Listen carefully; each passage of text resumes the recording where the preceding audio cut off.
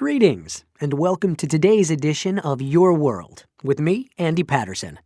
And with me in the studio, I have nutrition expert Dr. Maureen O'Ryan. Welcome, Doctor. Thanks, Andy. It's great to be here. So, it's time to listen up, people, for some top health tips. Remember, you may like the taste, but did you ever wonder about the effect on your body of what you eat and drink? Doctor? Well, let me start by saying this isn't a lecture on healthy eating. We all know that we should drink lots of water and eat plenty of fruits and vegetables and so on. But in the real world, most of us prefer soft drinks to water, and we all eat food we know is bad for us. My point is, it's okay. What? It's okay? Great, I'll have a double cheeseburger. It's okay to eat any food you want as long as your diet is balanced. And what I want to say today is that we can all enjoy good health, but we have to know the effects that the food and drink we consume have on our bodies. That makes sense. So, let's look at some of the things we enjoy most. Now, I love a spicy beef burger or a juicy steak. Of course, I know red meat's supposed to be bad.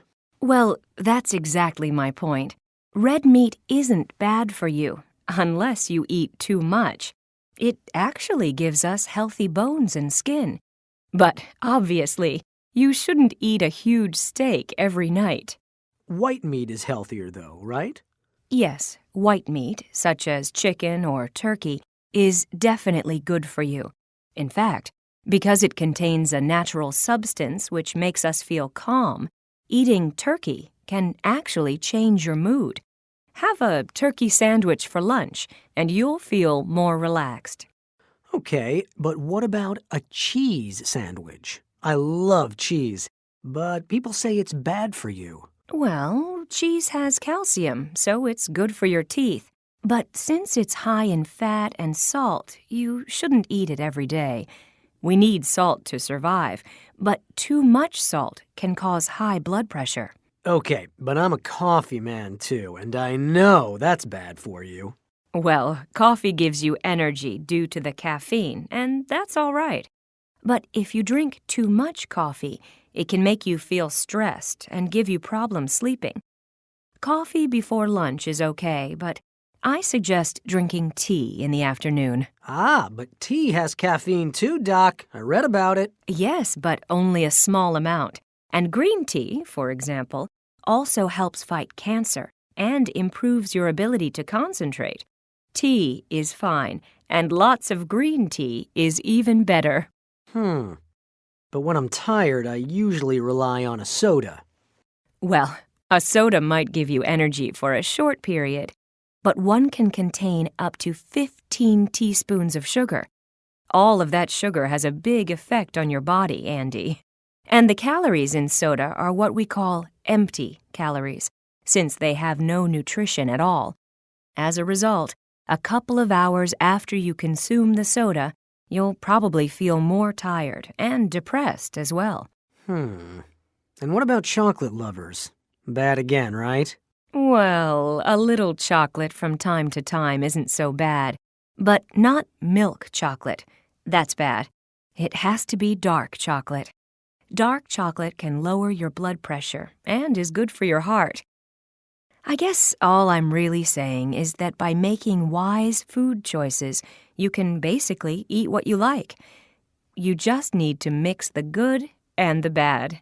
What's so hard about that? Sounds great. Now, let me ask you one more thing.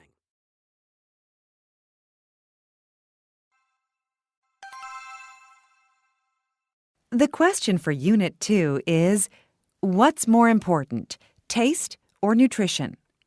So how did you choose your breakfast this morning? Did you eat something you really like or something that's good for you?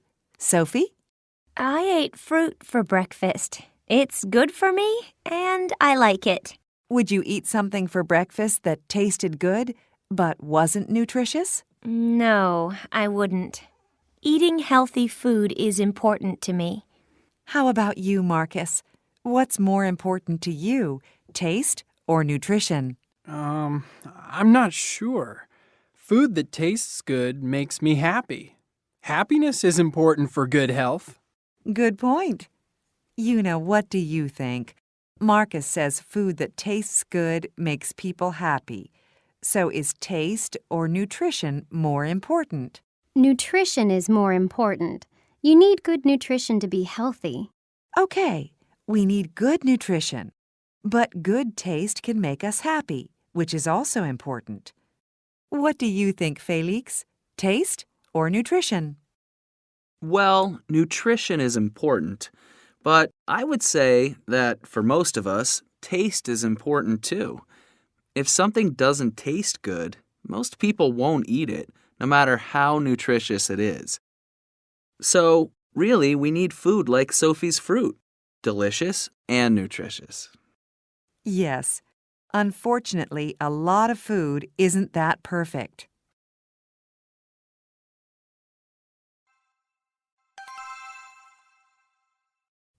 Hi, my name's Stuart Andrews, and I'm a chocolate taster.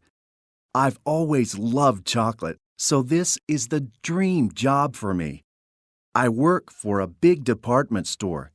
We develop our own chocolate. I also train staff, visit chocolate factories, and deal with suppliers. I organize volunteer tasting sessions. Of course, since everyone loves chocolate, there's never a problem getting volunteers. It's not a job you can just walk into, though.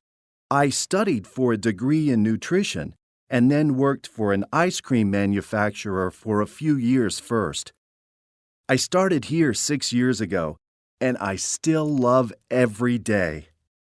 The best thing is that when I go to work, my desk is covered in chocolate. The worst is probably keeping an eye on my weight because of all the calories.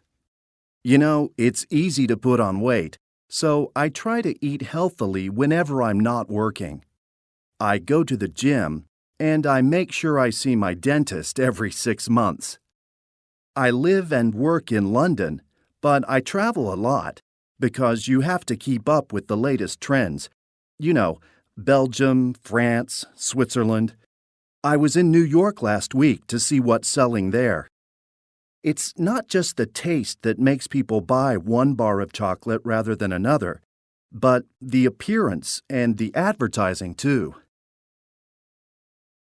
Hello, this is Marie Lavoisier. Tasting cheese for me? Oh, it's not a job at all, really. I'm a cheese buyer for a large supermarket. On what I call a taste day, I taste maybe 10 to 12 different cheeses. Because they all taste different, you can't taste everything at once. You need to take your time. I check for flavor, texture, and especially the smell of the cheese, since smell is the most important. Some people think strong-smelling cheeses are disgusting, and occasionally they are. But in general, they're my favorite. We keep cheeses for many months, some for over a year. And so I also need to check the cheese we have and decide when each cheese is ready, to go out on sale. I live just outside Paris, which is convenient because I need to meet farmers regularly, mainly to help them develop new products, since people always like to try new flavors. To get this job, I studied for a degree in food science and then waited for the chance to be a cheese taster. As soon as I saw the job, I was there. You have to love cheese, of course, because it's cheese, cheese, cheese all day, every day. Some people get tired of it from time to time, but I never do. Hi there, my name's Enrique Martinez. I started work as a manager in a coffee shop, and gradually I began to, enjoy the taste.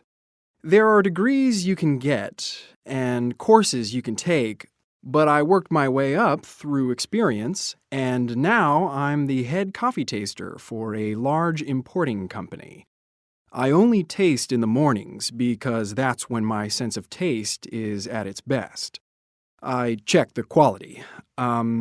People can pay a lot for coffee, so they want to enjoy it. I check the smell, the taste. You know, is it sweet or bitter? Some taste of chocolate, others are spicy. Some are very complex. I make it, taste it, but I don't swallow it. I estimate I taste up to 100 coffees, so I don't actually drink them because of all the caffeine, right? In the afternoons, I email suppliers or do paperwork. I live here in downtown Los Angeles, so I walk to work, which is great. Yeah, I love this job. It can be hard work, trying to distinguish between so many different coffees, but I wouldn't want to do anything else.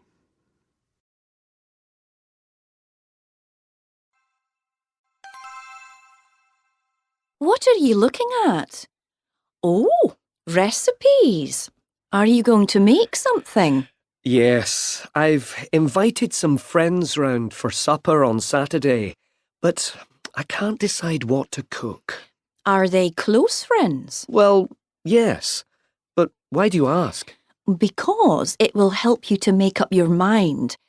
If they're good friends, then it's their company that's important, so maybe it doesn't matter what you cook. That's a good point.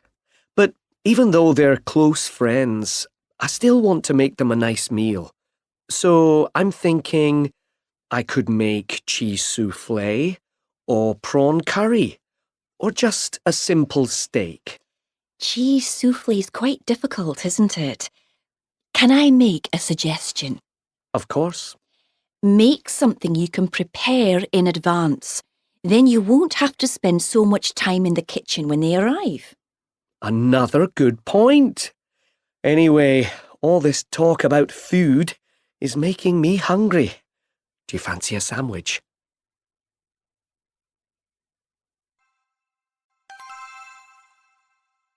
Welcome back. You're listening to KLH Radio. We heard about the film Australia earlier in the program. Well, I've just come back from a trip to Australia, and one of the places I visited was the Kakadu National Park near Darwin, up in the north. The park is run by the government and the traditional Aboriginal owners, and it's in a beautiful area. Visitors are only allowed to go into certain parts of the park, and for some trips, you have to go with a guide. Well, I met an Aboriginal woman there who takes tourists into the outback and shows them how to survive on the food you can find there. They call this food bush tucker. Well, standing in the park with the Aboriginal guide, I looked around me and, to be honest, I couldn't see that there was that much to eat. There were a few trees and a lot of grass, but it was dry, brown grass, and there wasn't much else. Then, the Aboriginal woman waded into a watering hole, which I thought was taking a risk because of the crocodiles. There are crocodile warning signs all through the area saying you shouldn't do that. But I later found out that the Aborigines sometimes eat the younger small crocodiles, and they also collect crocodile eggs. So, from the watering hole, she collected some water lilies. The stalks were like celery, so we chewed on them, and that was okay.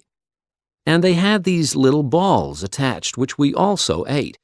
So far, so good. Then she dug up some grass, and we ate part of the roots. They call them bush carrots. Then she showed us a tree and said it was a good cure for sore throats, colds, and headaches. She pulled a handful of leaves off the tree, and in the bundle of leaves, there was an ant's nest. She took a handful of ants and started to crush them quickly in her hand. I think you have to do this quickly because the ants bite. So we ate them. The crushed ants, too. They had a lemon flavor. It was the best thing we ate that day. Really, we had a complete dinner right there from what had appeared to be nothing at all. I don't think you should do this without a guide, though.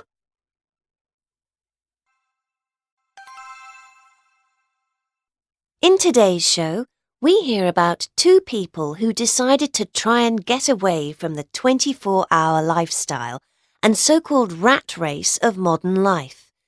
The first by travelling to a different culture, the second by radically changing his way of life without leaving his own culture. What did their experiences teach them? How easy is it, or is it even possible to break out of the restrictions and expectations of modern society? So first, radio journalist Lisa Napoli.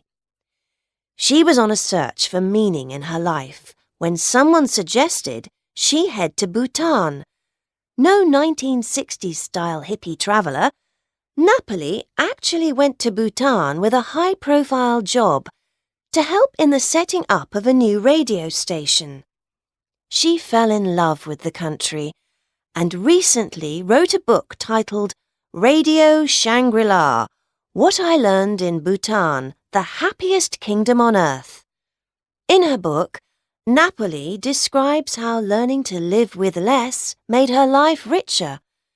She explains that in Bhutan, it was impossible to live a frenetic 24/7 lifestyle. So many people think they need and enjoy having a lot of stuff. But what if that's not possible? For Napoli, the key is to appreciate what is around you, rather than to constantly desire and strive for things you do not have. If we value simplicity and respect the natural environment, we will be more content, she feels. But how quickly can we adapt to a different culture in this way? Napoli found that for her it was easy. What about attempting to live in a different way within your own culture? There must be so much pressure to conform to what is around you. How determined do you have to be to ignore that? One person who knows is a man called Mark Boyle. He decided to give up using money for a year. How did he manage? He soon discovered if you want to live with no money, you will need a lot more time. Even routine tasks such as washing clothes takes a couple of hours instead of just 30 minutes in a washing machine. He had to cycle everywhere as he had no money to get the bus or train. But on the other hand, he didn't need to pay for expensive gym membership anymore. Perhaps the most valuable lesson that Mark Boyle learned was the value of friendship, community, and relationships based on trust, not money. So, if you are fed up with the modern pace of life, how realistic is it to make changes like this? Maybe you don't need to be so radical. There are other ways of slowing down that might be just as effective. You won't know unless you try.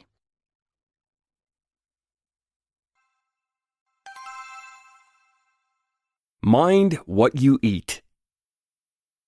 Everyone knows that a healthy diet is good for your body, but it's also good for your mind. Research has shown that the brain and digestive system are closely connected. Eating the right foods can affect the way you feel and think. Luckily, you don't have to make many changes to have an impact. Here are a few suggestions. Look online for other ideas. You're feeling stressed or anxious. Foods that are high in magnesium make you feel calmer. Dark chocolate is good, but you mustn't eat more than 50 grams or your blood sugar will rise quickly and then fall. This causes low mood. A handful of almonds, around 12, will give you about 20% of your recommended daily intake of magnesium. Mangoes are a great fruit for increasing calm.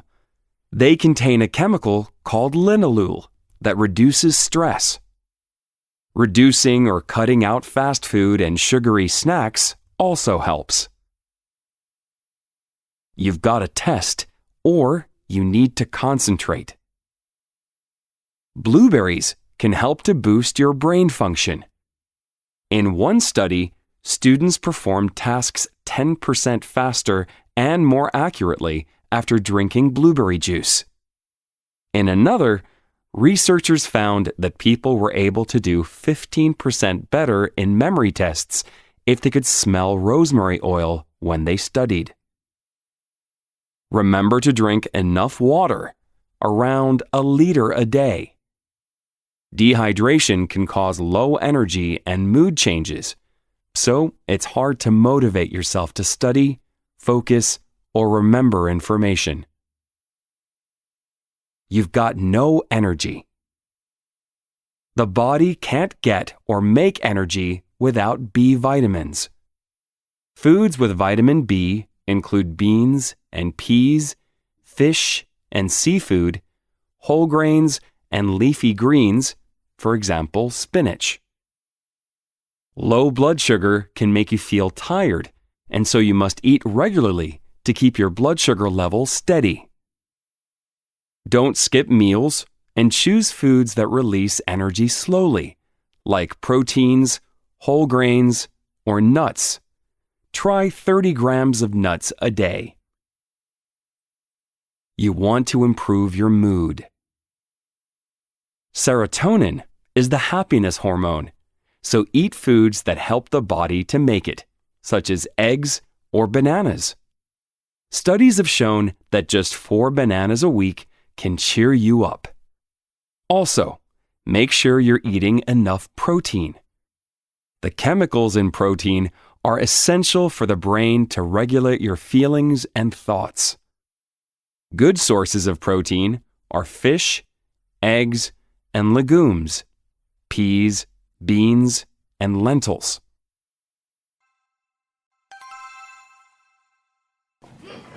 I thought I was going to be late for school this morning. Has the bell gone? No, not yet. Class starts in 5 minutes. How are you? Well, it looks like I'm more awake than you. What time did you go to bed? At 10 o'clock. I didn't stay up late. I just couldn't get to sleep. I mean, I was awake for ages, you know? Yeah, it's because of melatonin. Mellow what? I watched a documentary about it last night. Lots of scientists are now saying teenagers should start school later. I mean, like over 10,000 experts. Anyway, the reason you feel sleepy is because your brain produces a hormone called melatonin. Right. And? Well, when you're a teenager, your brain starts producing it later, so it's hard for teenagers to feel tired before 11 p.m. That's exactly what happens to me. I start feeling tired at 11, but it takes me a while to relax and then I go to sleep around midnight. But then I have to get up at 7 a.m. I always wake up tired. I love the weekends when I don't have to get up early. Yeah, so the experts suggested starting school later because teenagers need to sleep between 8 and 10 hours a night. But we never do because of the melatonin thing. So school should start at what? 10 a.m? Brilliant. I get to stay in bed longer. I think they said school shouldn't start before 8:30 a.m. But we start at 8 a.m. now, so it would only be 30 minutes later. There are lots of reasons for starting later. It's hard to concentrate when you haven't slept enough. Starting school later helps prevent accidents too. Right. I nearly fell off my bike this morning because I was half asleep. I couldn't concentrate. Typical. What was I saying? You were talking about reasons for starting later and getting enough sleep. Oh yeah. The research shows that if you regularly don't sleep enough, your studies suffer. You don't do so well at school, and exams and tests seem harder. You're also more likely to have health problems and take silly risks. Wow. I didn't realise it was that serious. But there are things you can do to help you sleep better. Like what? Well, switch off all electronics at least an hour before you go to bed. And your room should be dark, So use thick curtains to stop light coming through the windows. Yeah, I do that. What else? Talk through any problems so you're not lying awake thinking about them. And cut out sugary foods and fizzy drinks before bed. Cool. I'm interested in finding out more about how to sleep well. Do you know any good websites? Yeah, I'll send you the links. Thanks. Right, time for class. Wake up now.